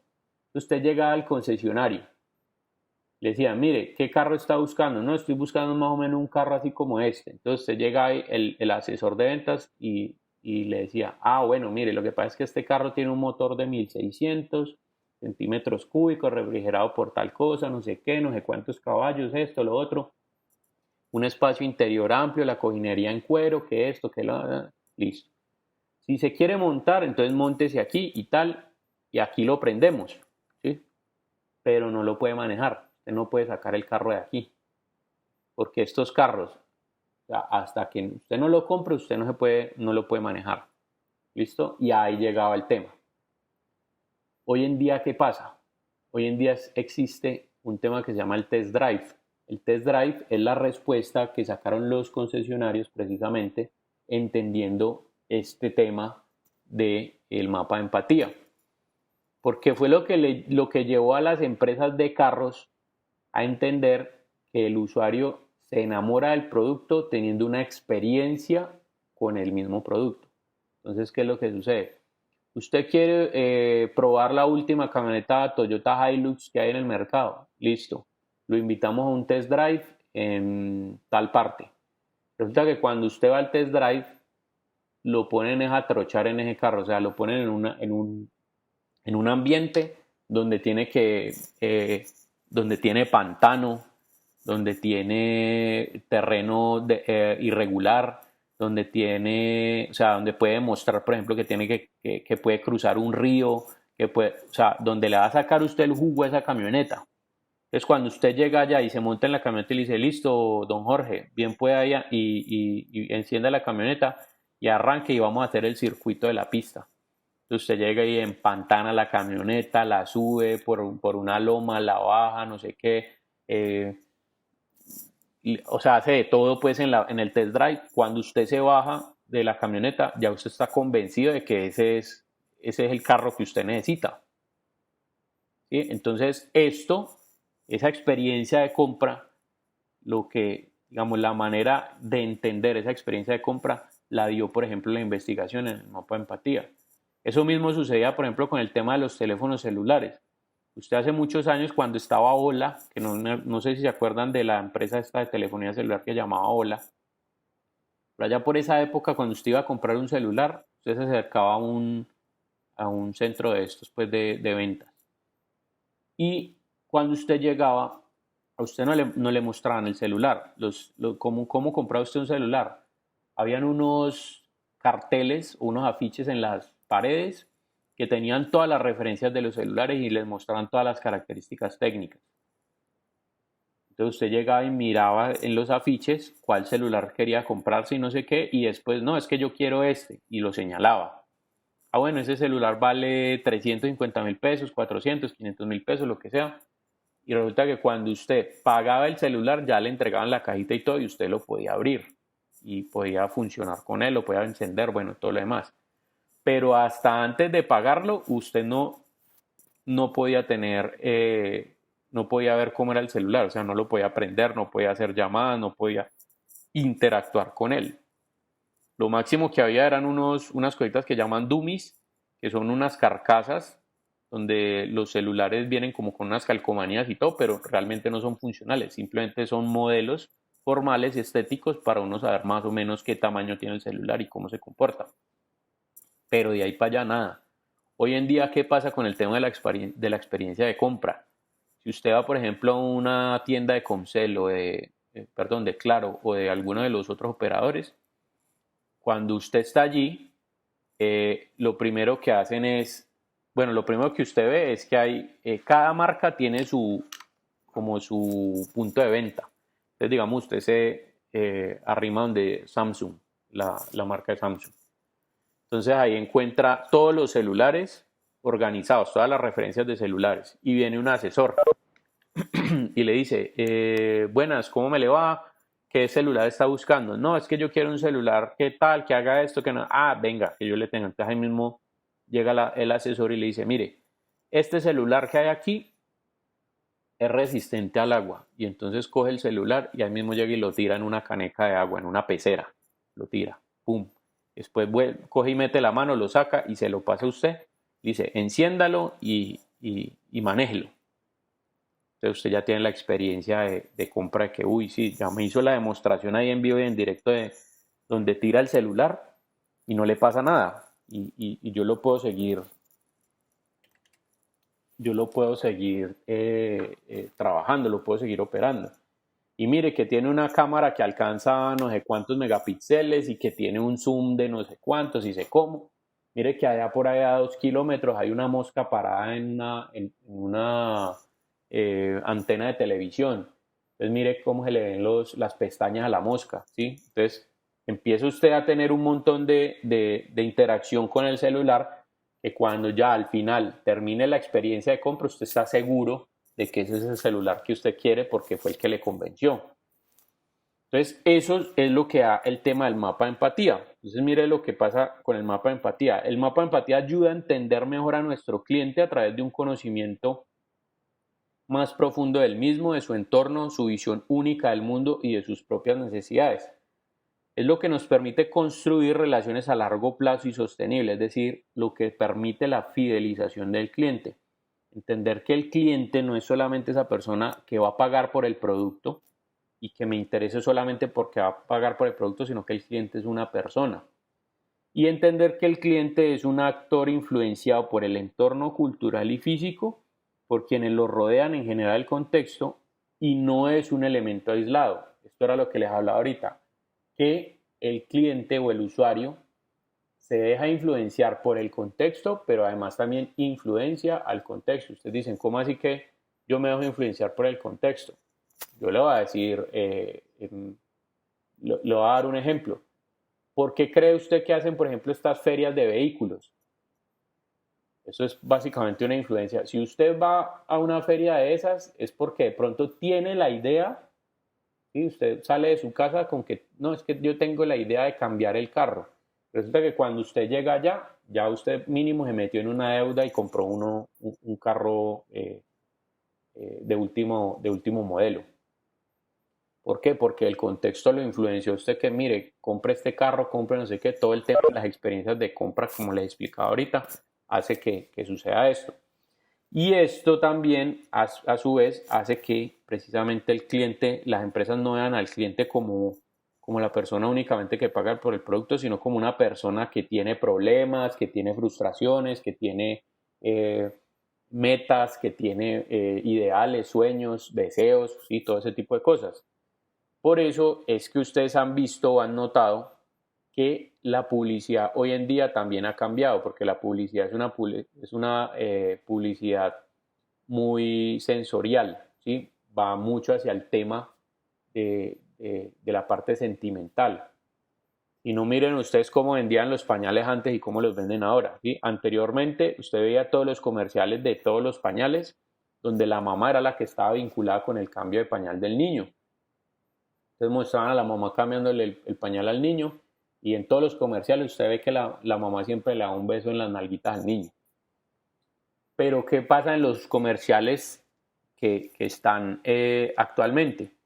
Entonces entendieron, o sea, las empresas de pañales entendieron que listo, la mamá obviamente por, entre comillas, un tema tradicional, donde el modelo, digamos, siempre ha sido el papá es la persona que trabaja y lleva el dinero a la casa y la mamá es la que tiene pues como la labor de la casa, del hogar. Ya entendieron las empresas que este modelo ya ha cambiado. ¿Por qué? Porque actualmente ya las mujeres también son mujeres que trabajan, que también aportan en el tema de la casa, igual o hasta más que los hombres.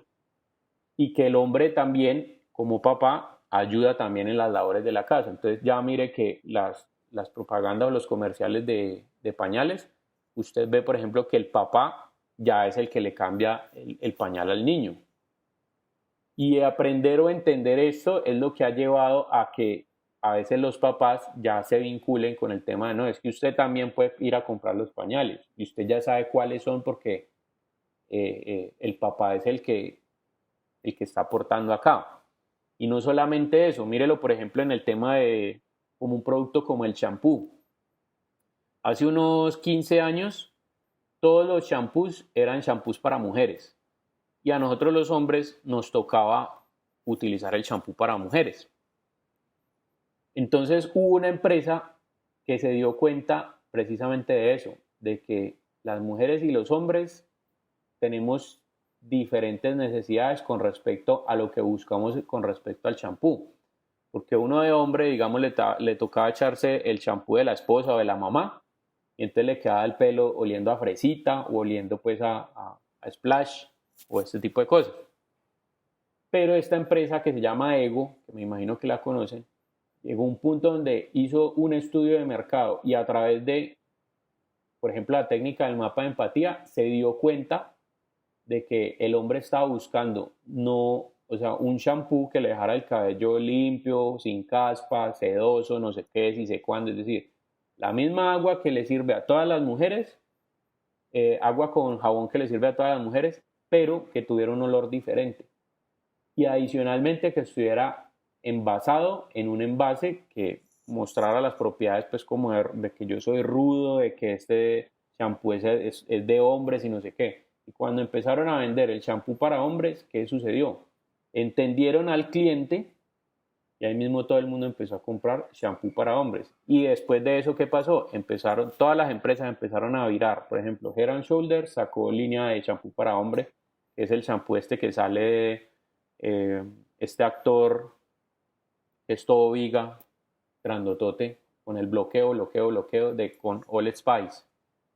Y bueno, varias marcas, digamos, sacaron esos champús para hombres.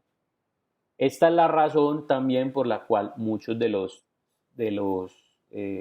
comercios están también sectorizados. O, si usted no lo había pensado, tenga en cuenta, tenga presente, por qué, por ejemplo, en la plazoleta de comidas de Cosmocentro no hay leños y carbón. Algunos o sea, algunos sabe por qué, por ejemplo, también, digamos, Adidas, la tienda Adidas, solamente está ubicada en Chipichape y Jardín Plaza. Ah, bueno, y en Unicentro también hay. ¿Por qué, por ejemplo, en Cosmocentro no hay Adidas? Uno que me responda, ¿por qué creen? Así es por el estrato en el que se encuentran centros comerciales. Correcto. Entonces, mire, la estratificación social entiende, o sea, hace entender precisamente todo este tema de lo que estamos hablando. Porque si yo coloco una Adidas en Cosmocentro, probablemente me voy a quebrar, porque Adidas el par de zapatos más barato que vende vale 400.000 pesos.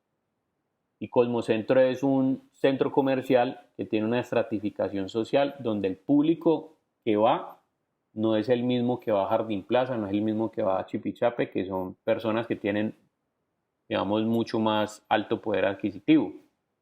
Entonces, en ese sentido, usted ve en Cosmocentro otro tipo de almacenes, otro tipo en la plazoleta de comidas, otro tipo de restaurantes que de pronto no ve, perdón, que de pronto sí ve en otros centros comerciales.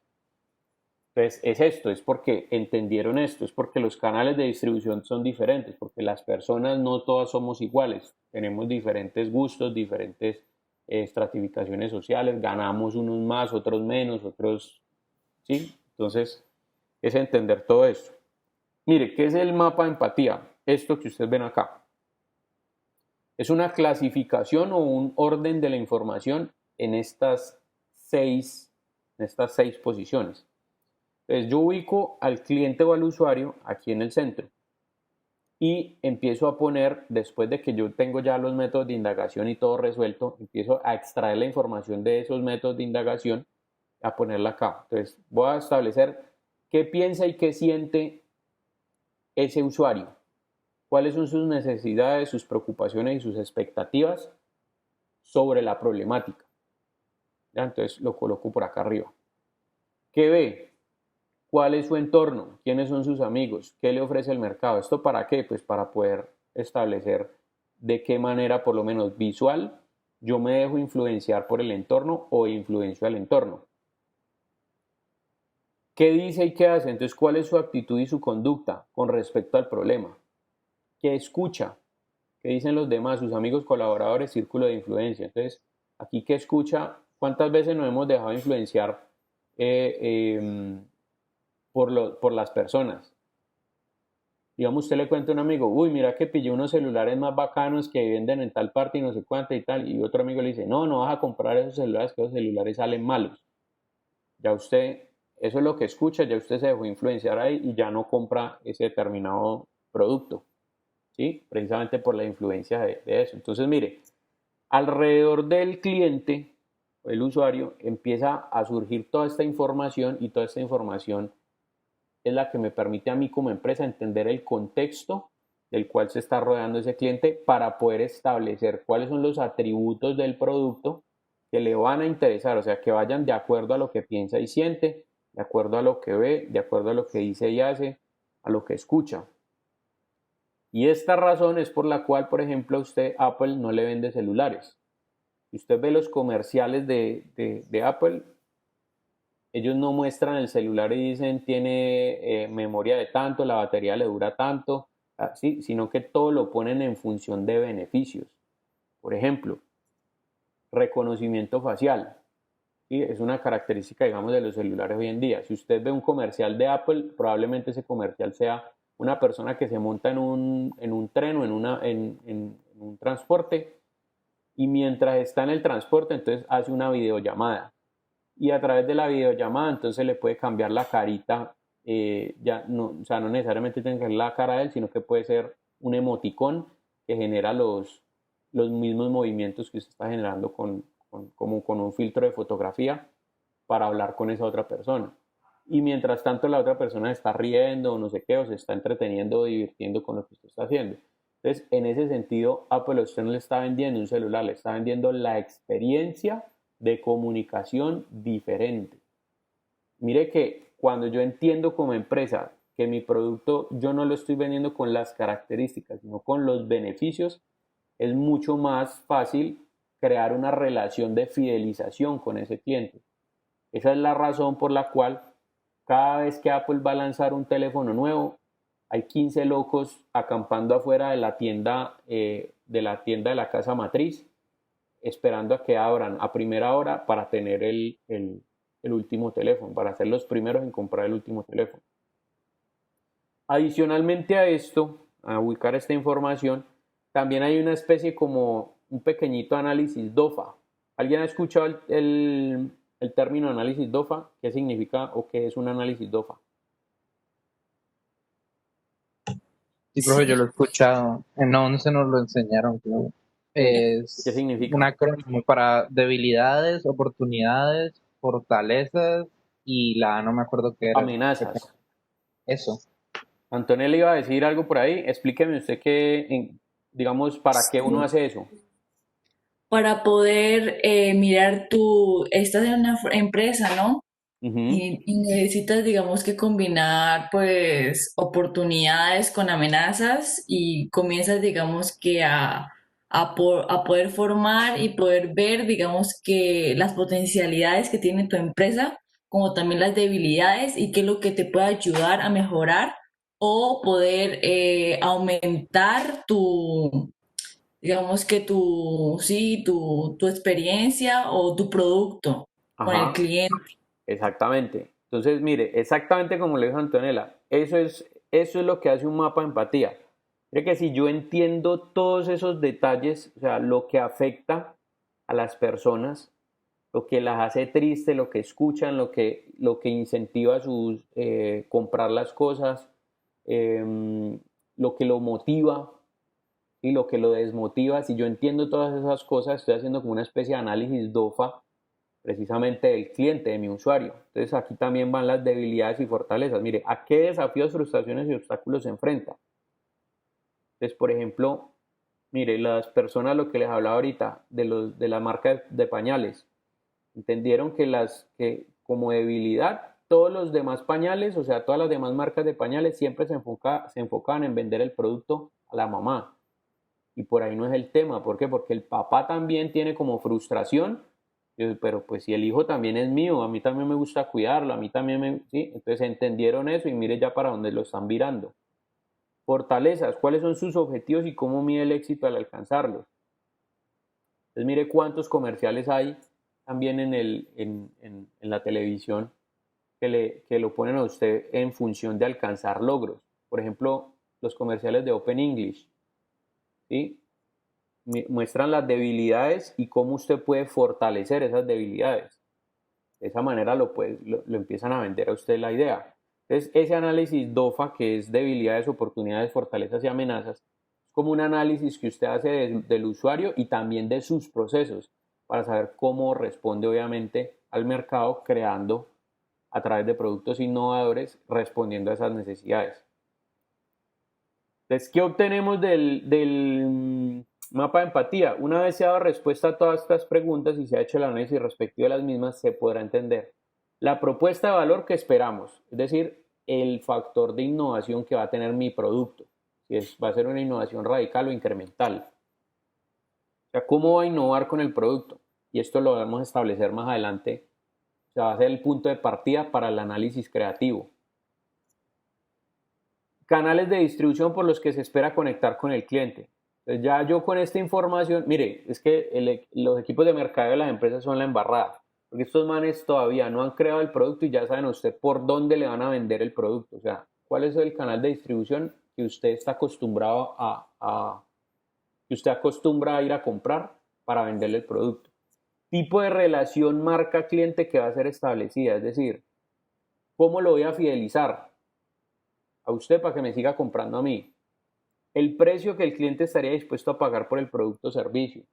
El precio me dice a mí muchas cosas, porque si un cliente está dispuesto a pagar 500,000 pesos por el producto, yo sé que ese producto no puede, por presupuesto, costar o sea, su costo de producción no puede estar por encima de esa cifra. Y tanto el mapa de empatía como los resultados se presentan por medio de herramientas gráficas y semánticas. Esto al final, ¿qué obtiene uno? Pues obviamente la información clasificada, y esa información obviamente a la hora de clasificarlo, una buena manera de presentarlos a través de gráficas, de barras, de tortas, de todas estas.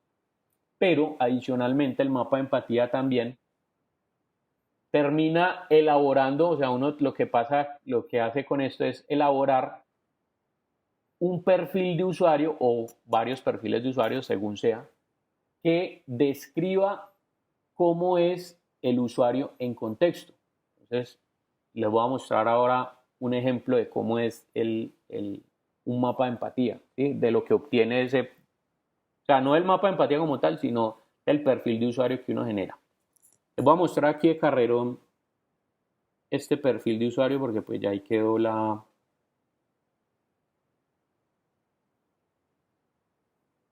Venga, yo lo busco por acá.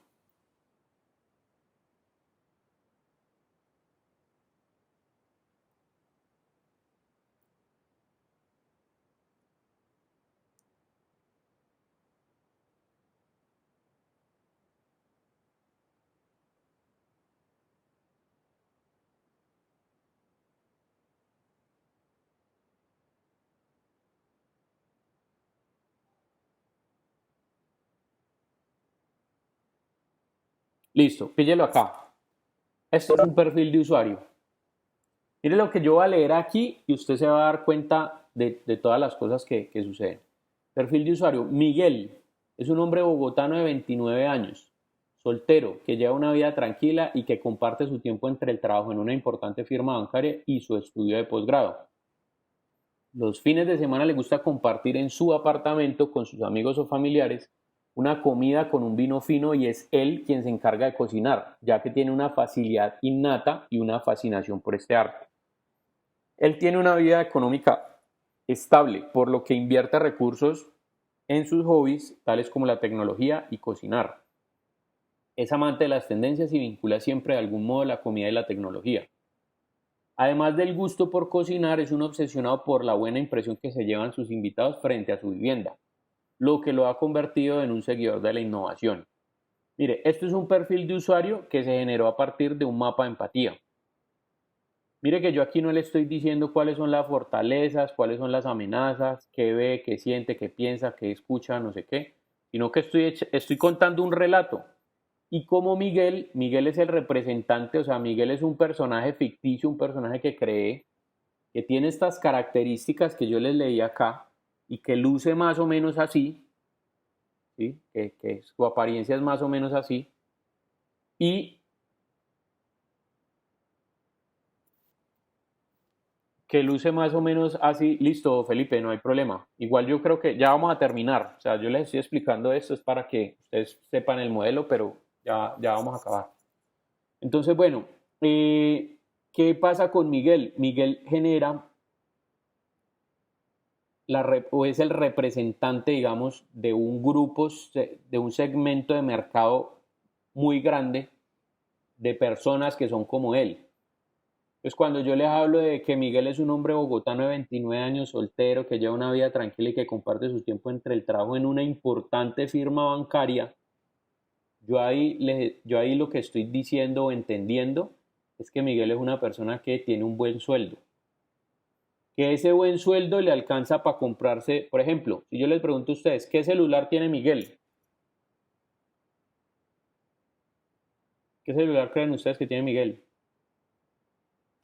El último iPhone. Exactamente, un iPhone o un celular de alta gama, ¿sí o no? Porque es esto. Por ejemplo, si Miguel no fuera de Bogotá, sino que fuera de aquí a Cali, ¿dónde viviría?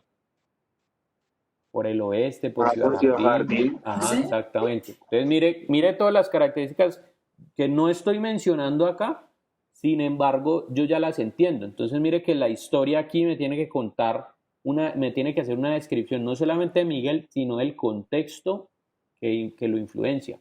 ¿Cuáles son los amigos de Miguel? Probablemente sean unos amigos que sean unos yuppies extremadamente pues de estos de hablar así, hola, ¿cómo estás? Y todo el tema, porque esto es lo que me está vendiendo la historia. Esos son los personajes que influencian a Miguel. ¿En qué carro anda Miguel? Probablemente en un carro de gama alta. ¿Qué le gusta cocinar? Mire, al hombre le gusta cocinar, probablemente es un amante de los vinos, de la buena comida, no sé qué. Entonces, ¿qué tipos de productos, si yo le fuera a ofrecer un producto de cocina a este personaje, qué tipos de productos estaría dispuesto a comprarme él? De cocina, lo que sea. ¿Por qué? Porque él mantiene una fascinación por ese arte. ¿Cuánto le importaría o cuánto estaría dispuesto a pagar Miguel por un producto como de cocina? Y que sea tecnológico, porque aquí además también le dice que invierte en los hobbies como la tecnología y cocinar. O sea, si yo saco un producto tecnológico y que además sirva para la cocina, Miguel va a ser va a ser el primero que lo va a comprar. ¿Sí? Entonces, a eso se refiere el mapa de empatía, a poder establecer precisamente esas descripciones. Listo. Muchachos, vamos a hacer una cosa. Cada grupo va a ir organicen la ficha técnica esa que les pedí que hicieran pues con las propuestas con las propuestas del proyecto formativo integrador, y entonces voy a ir pasando, o sea, cada grupo por grupo, voy a ir pasando a preguntarles para que me vayan contando más o menos qué han pensado. Cortico, 10 minuticos, o sea, simplemente es que me muestren la ficha. Perdón un momentico, yo la abro acá.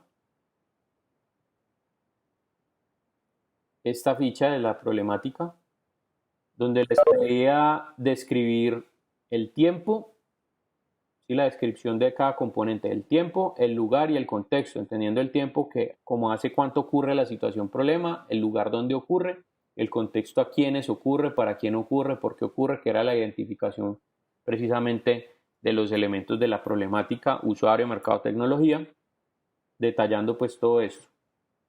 Y finalmente la formulación del problema. Entonces, del grupo 1, ¿hay alguien que de pronto tenga esa información a la mano y que nos la quiera compartir?